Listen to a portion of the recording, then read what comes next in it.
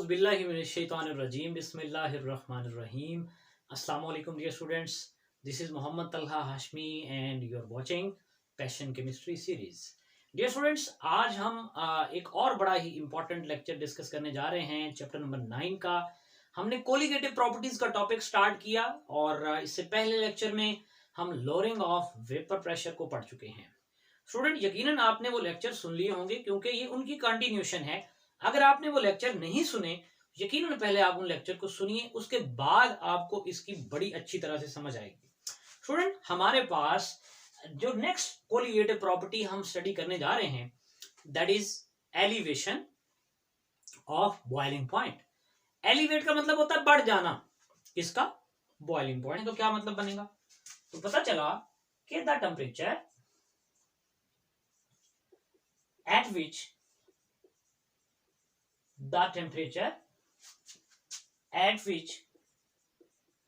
vapor pressure of a liquid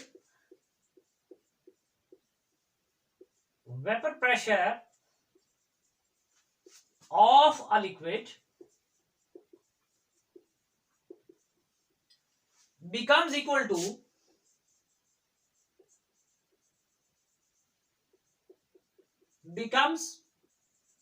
to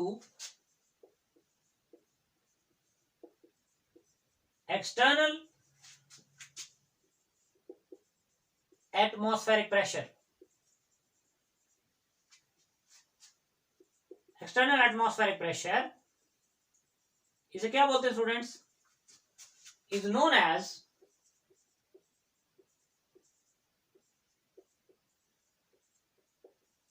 it's boiling point.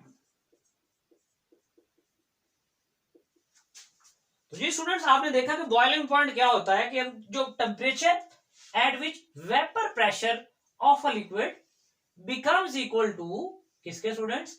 External atmospheric pressure.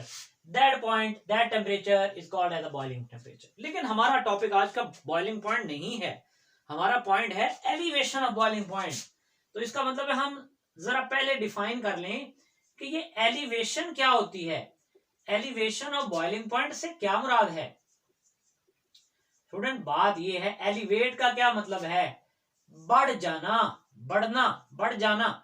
किसका student बढ़ जाना? Boiling point का। भाई बॉइलिंग पॉइंट किसका बढ़ने जा रहा है? भाई सोल्यूशन का। तो चलिए इसको डिफाइन करते हैं। स्टूडेंट, हम कहते हैं कि the colligative property of a solution, the colligative property of a solution in which, जिसमें क्या होता है students? In which boiling point of solution, जो स्टूडेंट सोल्यूशन का बॉइलिंग पॉइंट होता है, इंक्रीजेस। कब इंक्रीज, क्यों इंक्रीज होता है? बाय एडिंग क्या students? Non volatile, non electrolyte solute in it. इसका मतलब स्टूडेंट ये हुआ कि कोलिगेटिव प्रॉपर्टी है, ये जो एलिवेशन ऑफ बॉइलिंग पॉइंट है, ये कोलिगेटिव प्रॉपर्टी है। किसकी? भाई सोल्यूशन की। ये बात ध्यान में रखिए, it is a colligative property of a solution. इसमें क्या होता है? सोल्यूशन का बॉइलिंग पॉइंट इंक्रीज कर जाता है। भाई क्यों इंक्रीज करता है? क्योंकि हम इसमें ऐड करते हैं क्या? Non volatile, non electrolyte. क्या चीज भाई? Non volatile, non electrolyte. क्या चीज? Non volatile, non electrolyte solute is known as, इस प्रॉपर्टी को क्या बोलते हैं students? Is known as elevation. भाई किस चीज की elevation? Elevation of boiling point, यानी कि किसी भी सोल्यूशन का बॉइलिंग पॉइंट बढ़ जाना। क्यों बढ़ जाना भाई? क्योंकि हमने उसमें सल्यूट ऐड कर दिया है। कैसा सल्यूट ऐड किया है? Non volatile, non electrolyte solute add कर दिया है, इसलिए उसका बॉइलिंग पॉइंट एलिवेट हो गया, बढ़ गया नॉर्मल से। मसलन वाटर का बॉइलिंग पॉइंट 100 है, हमने उसके अंदर चीनी, शुगर डाल दी, क्या हुआ? अब वो 100 पे बॉयल नहीं हो रहा, सपोज 152 डिग्री सेंटीग्रेड पे हो रहा है, जैसे हमने लास्ट एग्जांपल लेक्चर में देखी थी। तो वो पॉइंट 0.52 जो है वो क्या है? वो एलिवेशन है। किसकी? बॉइलिंग पॉइंट की। जी स्टूडेंट्स, तो देखिए स्टूडेंट, अब बड़ी इंपॉर्टेंट बातें हम जो है वो डिस्कस करेंगे अपने इस लेक्चर के हवाले से। पहले हम डायग्राम बनाते हैं कि क्या वजह है। क्यों एलिवेशन होती है बॉइलिंग पॉइंट में, तो वजह तो जरा देखिए, वजह को तो समझिए जरा। चलिए स्टूडेंट्स, पहले हम वजह को समझते हैं। ये स्टूडेंट हमारे पास एक बीकर है, जैसे प्रीवियस लेक्चर में भी हमने बड़ी डिटेल से इस पर बात की है, थोड़ी सी बात दोबारा करते चलते हैं ताकि स्टूडेंट्स आपको ये बात क्लियर हो जाए। देखिए हमारे पास यहाँ पर एक बीकर है और इसमें क्या मौजूद है students, we have a pure solvent. हमारे पास यहाँ पर प्योर सॉल्वेंट मौजूद है और उसके अंदर कोई चीज नहीं है, तो ये प्योर सॉल्वेंट है जिसको हमने यहाँ पर लिया है। स्टूडेंट अब गौर फरमाना, आपने बड़ी तवज्जो से बात को सुनना भी है और समझना भी है। ये हमारे पास क्या है, that is a pure solvent. और मैं कहता होता हूँ बार बार कि यहाँ पर जो इंटरेक्शन है वो सॉल्वेंट सॉल्वेंट है और मॉलिक्यूल धड़ाधड़ वेपर में जाए जा रहे हैं। वेपर बनना बड़ा आसान काम है।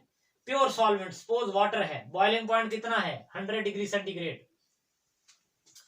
क्या किया स्टूडेंट हमने, और यकीनन इसके वेपर्स भी ज्यादा बन रहे हैं।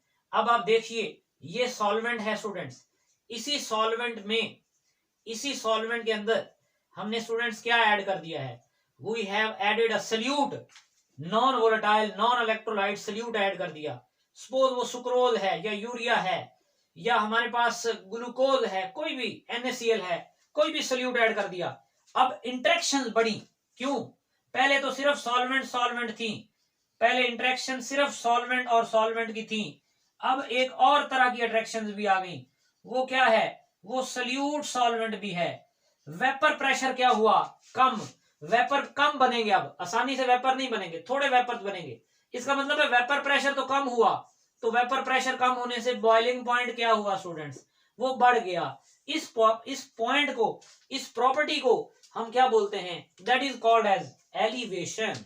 किसकी, elevation of boiling point. Student इसको हम एक ग्राफ से जो है वो रिप्रेजेंट करेंगे और इसकी ग्राफिकल एक्सप्लेनेशन देखते हैं। जी स्टूडेंट्स, तो चलिए ग्राफिकल एक्सप्लेनेशन की तरफ। हमारे पास ये एक ग्राफ है स्टूडेंट्स, तवज्जो करिएगा, बड़ी डिटेल से मैं आपके सामने ग्राफ बनाने जा रहा हूं। स्टूडेंट इसमें y एक्सिस के अलोंग हमारे पास वेपर प्रेशर है और स्टूडेंट आप जानते हैं कि एटमॉस्फेरिक प्रेशर 760 टॉर होता है और जब किसी भी लिक्विड का वेपर प्रेशर 760 टॉर के इक्वल होता है तो वो बॉयल कर जाता है। और इस एक्स एक्सिस के अलोंग स्टूडेंट हमने क्या लिया है, along X axis we have taken the temperature. Student अब आप बुक में देख रहे हैं दो तरह की कर्व्स आपको मिल रही। एक स्टूडेंट कर्व ये है इस तरह से और यहां पर लिखा हुआ सॉल्वेंट, प्योर सॉल्वेंट, यानी अभी हमने सल्यूट ऐड नहीं किया स्टूडेंट्स, तो ये प्योर सॉल्वेंट की कर्व है।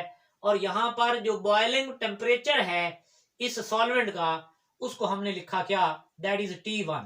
यकीनन ये हमारे पास इस तरफ जा रहे हैं तो बॉइलिंग पॉइंट इंक्रीज कर रहा है। तो ये स्टूडेंट हमारे पास प्योर सॉल्वेंट की कर्व है। यहां पर उसका जो है वो प्रेशर इतने टेम्परेचर पर वेपर प्रेशर के इक्वल हो गया और लिक्विड बॉयल कर गया। अब स्टूडेंट हमने क्या किया, अब हमने इस सॉल्वेंट में क्या ऐड कर दिया, we have added a non-volatile, non-electrolyte solute, and then what happened? क्या हुआ students? Again we have another curve. You can see that. We have another curve. And what student this curve represents? आप देख सकते हैं students, इस curve में ये solution boil हो रहा है, लेकिन इसका जो boiling temperature है आप देख सकते हैं वो solvent के boiling temperature से क्या है students, वो ज्यादा है।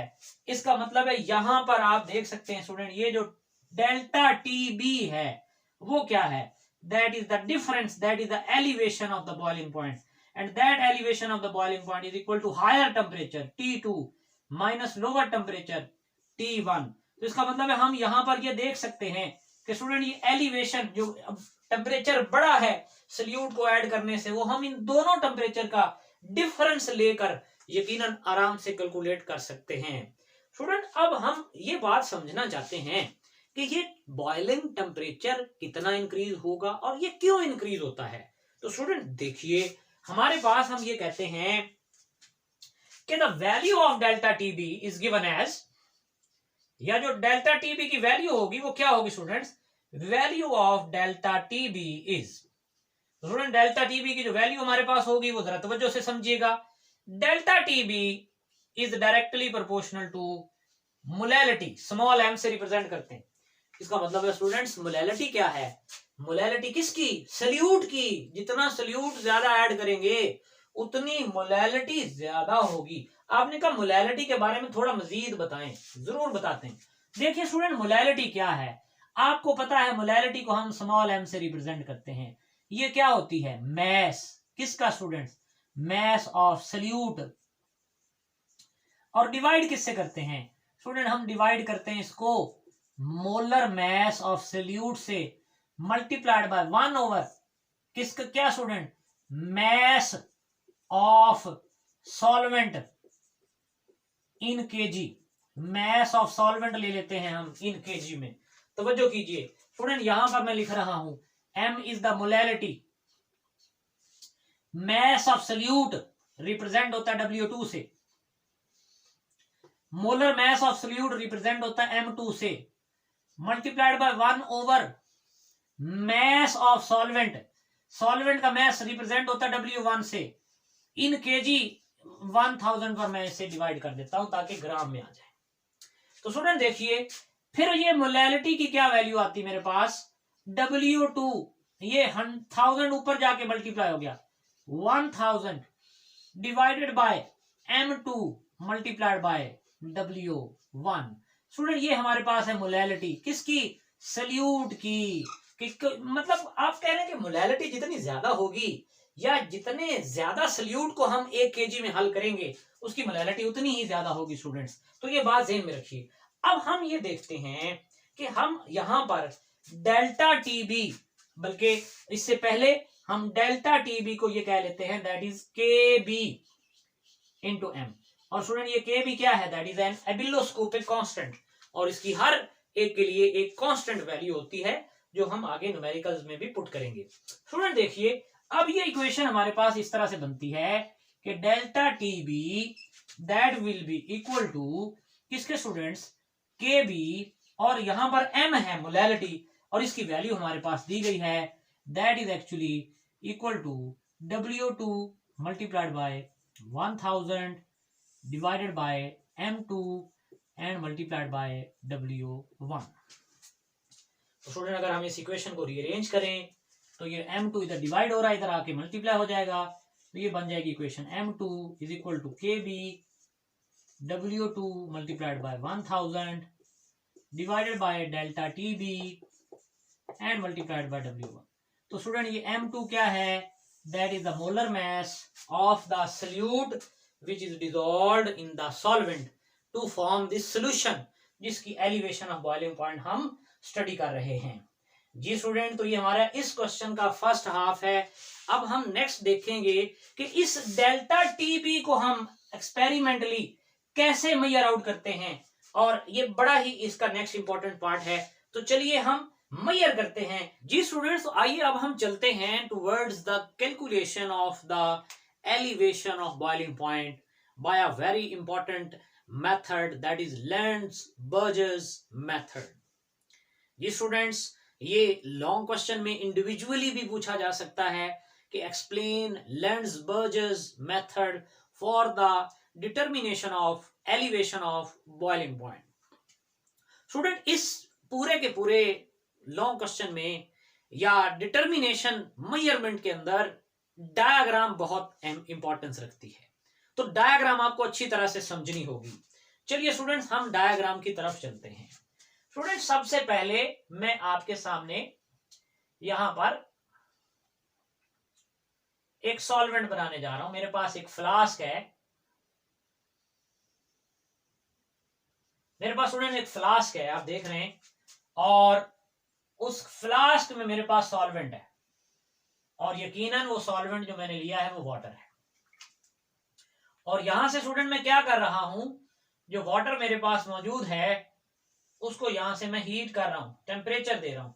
जब मैं उसे हीट करूंगा तो यकीनन स्टूडेंट हमारे पास जो है इसके वेपर्स जो हैं वो हमें यहां पर जाके फ्लास्क में जो मौजूद वाटर है उसको हीट मिलेगी, और ये जो वाटर है यकीनन वो वाटर कन्वर्ट होता जाएगा किसके अंदर?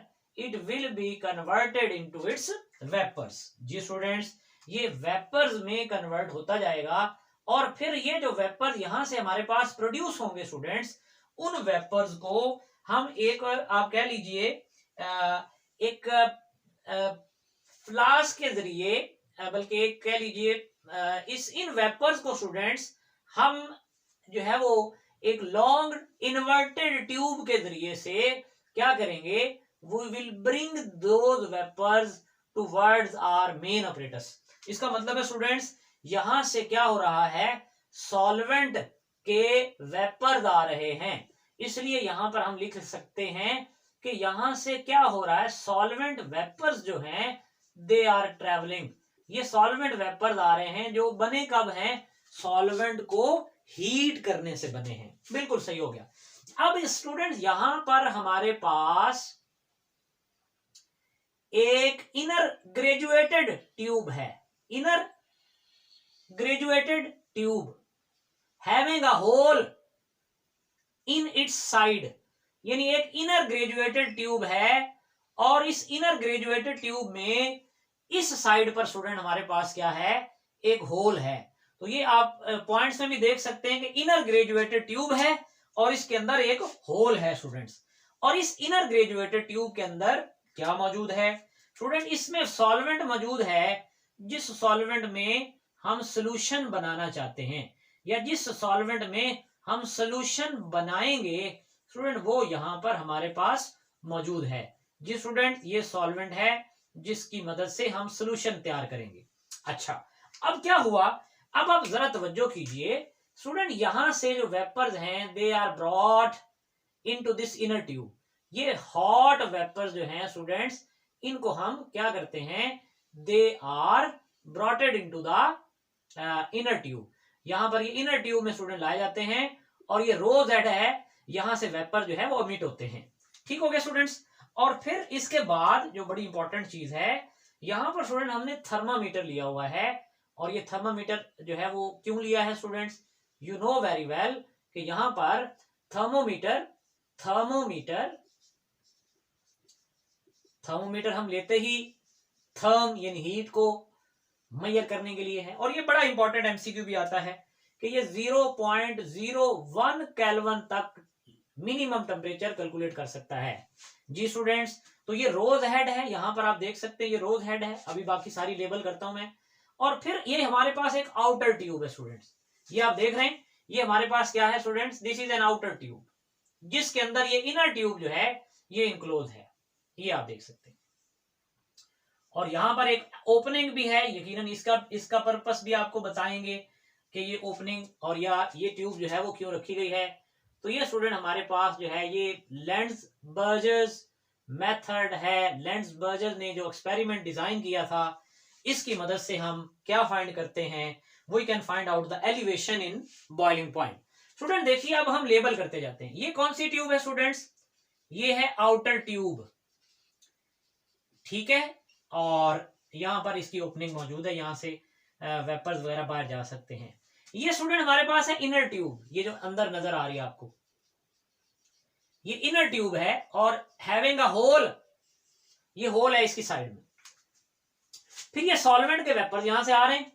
ये थर्मोमीटर है जो इसमें मौजूद है, ये सॉल्वेंट है जिसके अंदर हम क्या करेंगे, we will find out the you can say that we can easily find out the temperature change और टेम्परेचर ऑफ द सोल्यूशन। होता क्या है स्टूडेंट, हम यहां पर लिक्विड को हीट करते हैं, उसके वेपर्स को यहां लाते हैं और वो वेपर जो हैं अपनी हीट को यहां से इस वाटर को डिलीवर करते हैं।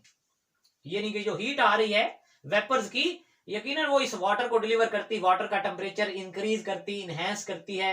और वो फिर वो जो वेपर हीट करने के बाद यहां से राइज होते हैं, कुछ वेपर यहां आ जाते हैं स्टूडेंट, कुछ वेपर यहां आ जाते हैं, लेकिन वो तमाम वेपर जो हैं बेसिकली एट द एंड इस वाटर को हीट करने के बाद यहां से इस ओपनिंग की मदद से यहां से जो है वो आगे जो है वो एमिट हो जाते हैं, एग्जिट हो जाते हैं।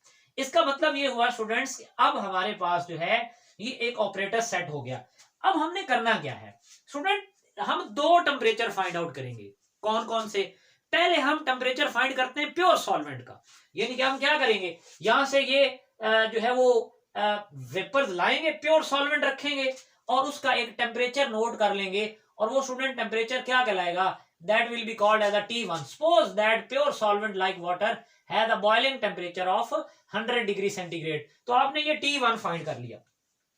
Then what you have done, फिर वो कहता है कि आपने क्या लेना है, you have weight amount of, यानी कि आपके पास क्या हो, वेट अमाउंट, यानी कि आपने वेट किया हो किसका, वेट अमाउंट ऑफ सल्यूट, कि कितना सल्यूट आपके पास मौजूद है, उसकी वेट अमाउंट जो है वो आपके पास मौजूद हो, वो आप इसमें ऐड करें और सोल्यूशन बना दें. इसका मतलब है जब सोल्यूशन बनेगा, सोल्यूशन बनने के बाद आप क्या करेंगे, आप यही बॉयल करने का प्रोसेस रिपीट करेंगे और फिर आप क्या करेंगे, then you will find the boiling point of the solution and that boiling point will be called as a T2.